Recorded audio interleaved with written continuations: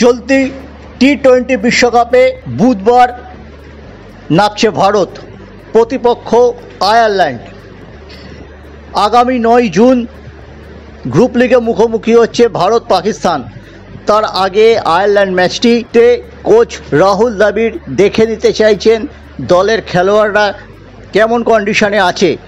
মূলত আমাদের লক্ষ্য থাকবে রোহিত শর্মার সঙ্গে যশস্বী জয়সওয়াল ওপেন করেন কিনা।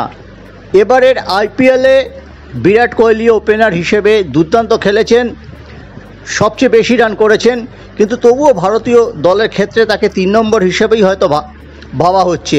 আরও একটা দিকে আমাদের নজর থাকবে ঋষভ পন্থ না সঞ্জু স্যামসন। ঋষভ পন্থ দারুণভাবে ফিরে এসেছেন, কিন্তু সঞ্জু স্যামসন এবারের ইন্ডিয়ান প্রিমিয়ার লিগে যা পারফরমেন্স করেছে তাকেও কিন্তু সরিয়ে রাখা যায় না। তবে কি দুজনকেই খেলাবেন রাহুল দ্রাবিড়? রাহুল দ্রাবিড় মরিয়া তার জীবনের এই জাতীয় কোচ হিসেবে এই প্রথম ইনিংসের শেষ টুর্নামেন্টটি জিততে। হর্ষদীপ সিং রয়েছেন বোলার হিসেবে, ভারতের শিবম দুবে তাকে সহযোগিতা করবেন, হার্দিক পান্ডিয়া, সূর্যকুমার যাদবরাও রয়েছেন। উইকেট একটু স্পঞ্জি, এটা ড্রপিং উইকেট, অর্থাৎ এই উইকেটটা তুলে বাইরে নিয়ে যাওয়া যায় আবার ভেতরে নিয়ে আসা যায়। ইডেন কিংবা মুম্বাইয়ের ওয়াংখেড়ে বা চেন্নাইয়ের মতো পিচ এটা নয়।